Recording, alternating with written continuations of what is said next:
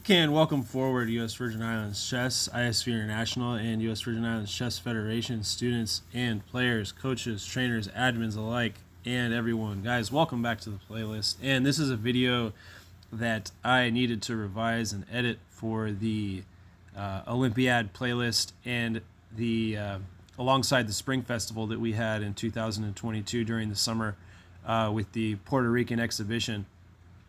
That was also a FIDE ratings tournament, I believe. So this game was between myself and Justin Hare. Justin had the black pieces in this game. Olympiad player now for ISV. ISV Olympiad team player 2022 in Chennai, India. So I did not know that I was competing against a future Olympiad player, but this was a pretty interesting game. A few mistakes, kind of a sloppy opening. But let's get into it right now, guys. So in this game, the Spring Festival, this is my third game against Justin Hare with the white pieces, guys. I started the game with e4, Bobby Fischer's best by test, and every time we've gone for this Sicilian defense, and it's not been something that we've deviated from since we started playing each other since we started playing against one another in FIDE rated tournaments. Okay, so c5 was played, knight f3, and d6. Okay, so d6 is the so-called Kasparov's defense. It was known as Kasparov's defense during the Kasparov-Karpovian era, the 20th century, the late 20th century. So we have bishop to c4. Now we have what Lead Chess calls the Bodler Sicilian. This is the Bodler variant with bishop to c4. I play this almost every time against e4, c5, knight f3, knight c6, e4, c5, knight f3, and e6, even the French variation. So I'm almost always playing bishop to c4. Well, you don't have to play bishop to c4, guys. You guys can play d4, which is the open Sicilian, and that line opens up a lot of chaos. There's so much theory that goes into this line. You don't even have to play knight to c6. You can play knight to f6, and that's also a book move, right? You play knight to c3, right? In some lines we see bishop to d7, but this e5, this Sveshnikov variation is something that is still played a lot at the 2500, 2600 level chess. Okay, guys?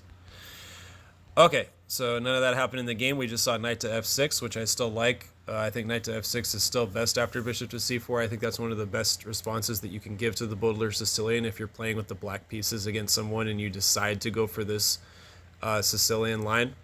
Okay, after bishop to c4. So d3 now played by myself, kind of locking up that bishop on c4, trapping it, if you will. But g7, g6 is great because now it opens up this dragon bishop for Justin here on this kingside long fianchetto diagonal. Okay, so that's the dragon.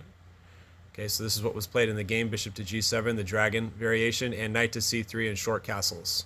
Okay, so after short castles by Justin, I decided to throw a bluff here, and it's sort of a semi-bluff. It's knight to d5. Guys, after you play someone enough, if you play someone in like, if you play against an opponent that you've played against previously in other classical games and FIDE-rated tournaments, you're going to throw surprises. You're not always going to play by the book main opening lines. There may be cases where you do throw semi-bluffs. This happens to be a semi-bluff that I threw. Well, guys, knight to d5 isn't best. It was just best to play like a3 or a4, and just go for this normal Sicilian line, right? But this knight to d5 is kind of pointless.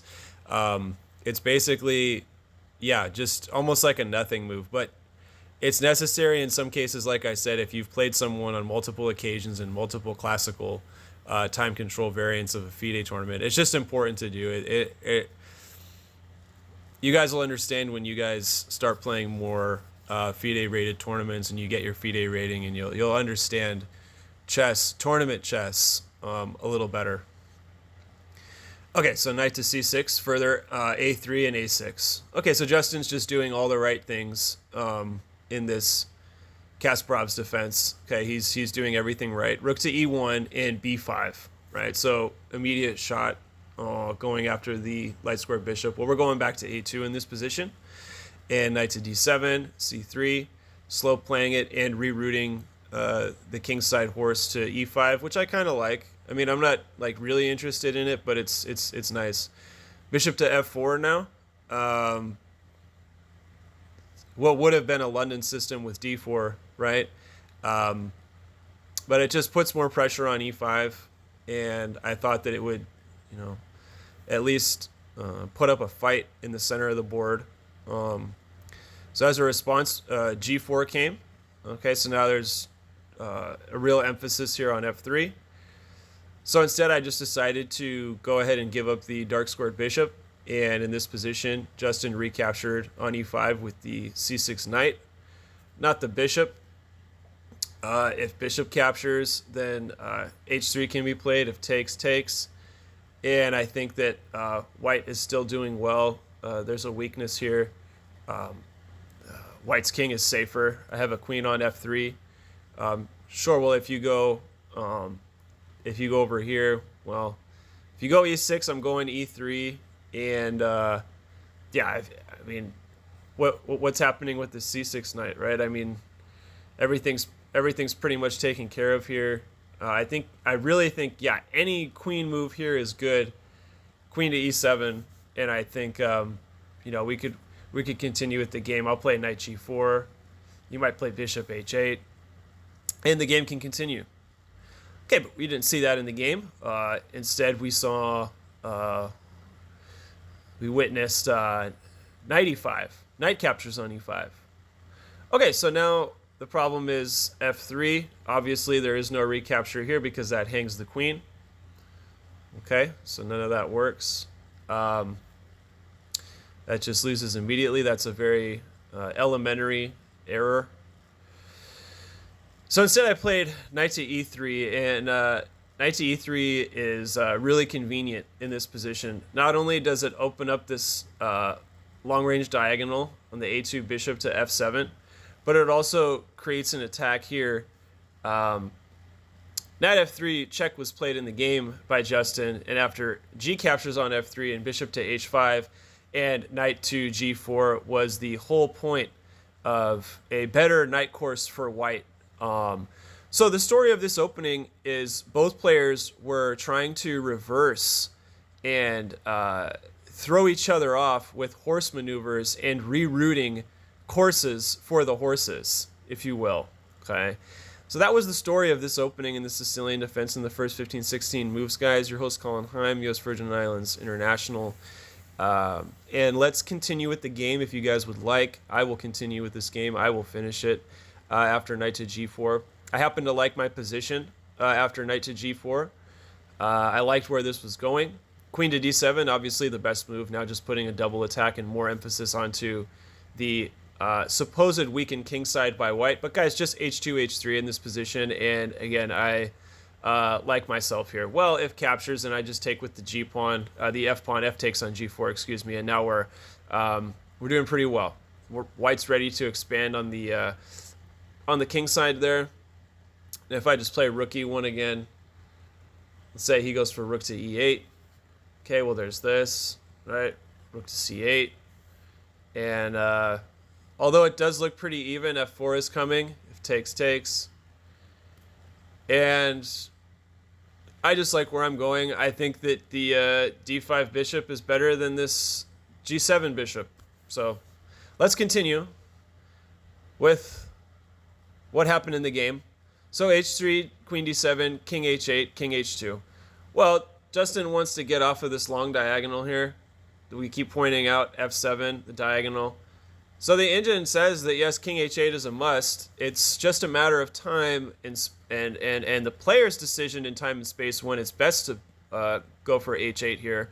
The engine completely agrees firmly and says that yes, it is best. We got to get off that long diagonal. And I noticed that I was gaining sort of a better advantage, despite not having the bishop pair in this position for white and having what looks like kind of like a sketchy king side. Again, I was able to do things in this position. King h8, king h2. And here comes the moment of truth, guys. Well, it's so interesting because the engine says here after king h2 that it's best to just throw f5 one time and go after the horse twice. And this is the most interesting theme and the main topic of discourse for this particular game that was played in an international FIDE ratings, FIDE rated tournament, but it was some players in the tournament were going for their FIDE ratings. So some of them did capture a norm for themselves, at least one norm, if they had not defeated a FIDE rated player already, those who are seeking their FIDE ratings in the US Virgin Islands. Guys, so King H2 and the engine's saying F5. Okay, so here's where about 10 minutes into this video now, guys and girls, this is exactly why we stopped off and revised this video and edited it, and we want to explain exactly what this position says and what it is telling about chess in this line. Okay, so what is the truth of this matter? Okay, we want to get down to the truth. It's all about the truth, right? Well, the only move in the position is just to capture. Okay, EF5. EF5 is the only move. Okay, and now the next best move in the position is to capture with the G pawn. Okay, G captures on F5. And now after knight to E3, okay, and find the next best move for black in the position. What's the next best move for black in the position? Bishop to D5 check. And if we play king to H1, which is best, right? Now, you may think that F4 is a decent move in this position, but it's not, guys, because that's just going to block up the position for black. And now I'm going back to G4 again, and I'm really liking my position. If you try to do something like double up on the E file, I'll go here first, takes, and after the bishop drops back, and now well, okay, we can't put the rook on the F7 square, obviously, because just takes. Okay, but if you do take, this opens up the diagonal, so we can't take there if you're black. Okay, so the key, guys, here is F5. F5 is everything in this position, okay? So F5, attacking the knight, and we have to move the knight back to E3. The course of this queenside knight, which is just better, a better knight than even the H5 bishop, let's just say the light squared bishop, in this particular line. Okay, so here we go. Takes. And guys, in the game, Justin went for rook F5. And guys, let's look at the board now and see why rook F5 loses on the spot for black here in this Baudelaire Sicilian. Okay, bishop C4 Sicilian, right? E4 C5, knight F3, D6, bishop C4, and knight to F6. Okay.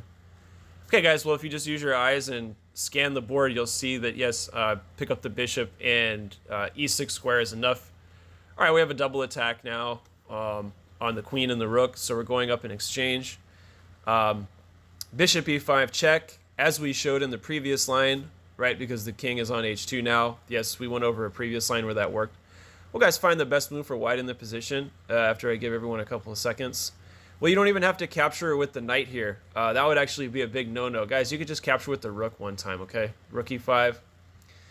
And after Justin played queen to C6, I went bishop to D5, and now there's a skewer to the exchange. So there's no escaping.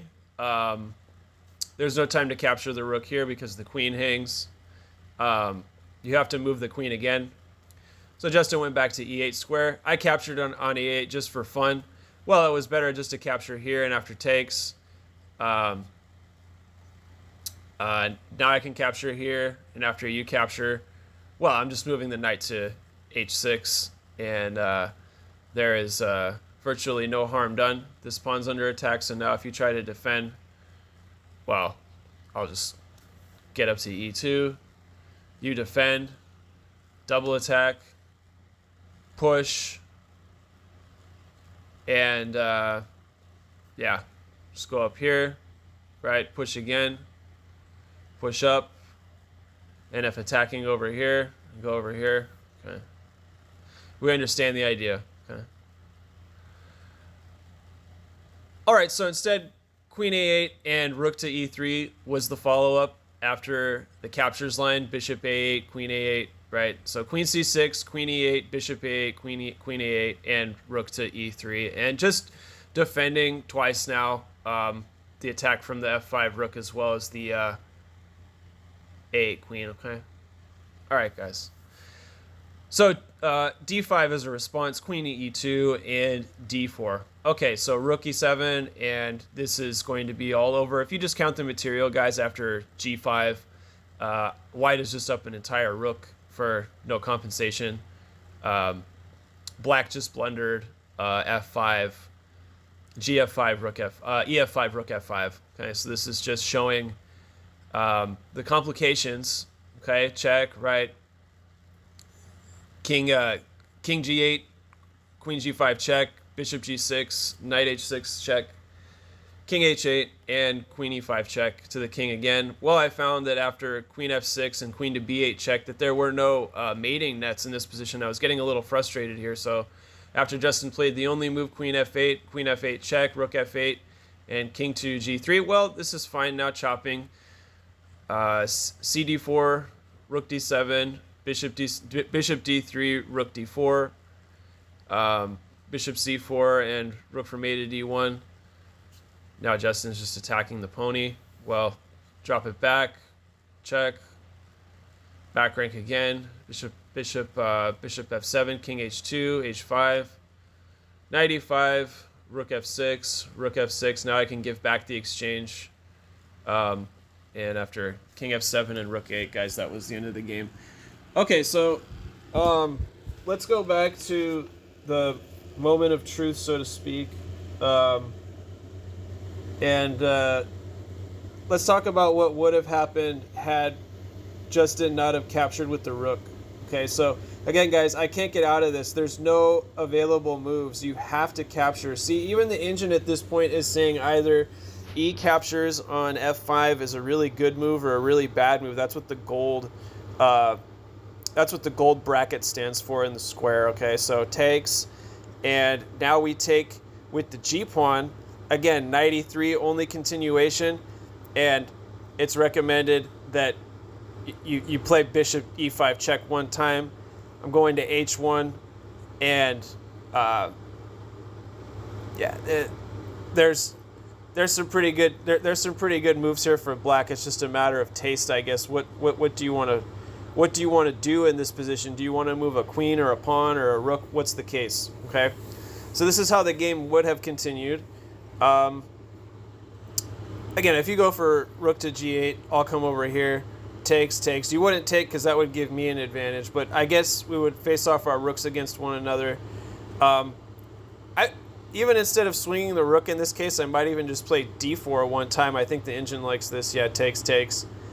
Back that bishop back to g7, and I think the game can continue. And I think I would know what to do here with white. I would play queen c2. I would go after f5 two times. I wouldn't give up. Yeah, I would definitely not give up the f3 pawn first, though. Yeah, maybe I would just even play like some kind of knight move. I'm not sure exactly. Okay, obviously, yeah, the a2 bishop, taking it back, guys. We can't go to g8. G8 square is taken up by the a2 bishop. Okay, so it turns out in this line that the light squared bishop for white just prevailed and ended up being better. Guys, if you got something out of this video today, congratulations. If you made it through the whole 16 minutes, guys, your host, Colin Heim, your USVI chess operator and online instructor and class instructor at the intermediate advanced level course at US Virgin Islands Chess Federation, guys, on Saturdays. Take care, please, and have a lovely weekend. I recorded this on a Sunday, and this was a revision of the Justin Hare versus Colin Heim FIDE International Tournament Spring Festival 2022. You guys take care. Good luck with your chess online and over the board. Should have got something out of this Baudelaire Sicilian today. This was an over-the-board classical game. And guys, Justin's a really strong player. I've had 3 games against him in FIDE-rated tournaments, classical time control. And I've had the white pieces allotted to me every single time. And we've gone for the Sicilian every time. This was the 3rd game that we've played so far in our career against a Olympiad player. Guys, take care, and much more to come in the future. And take care, and bye-bye for now. See you guys on the other side of the chessboard, and keep it groovy, guys. Okay, bye-bye for now. Till next time.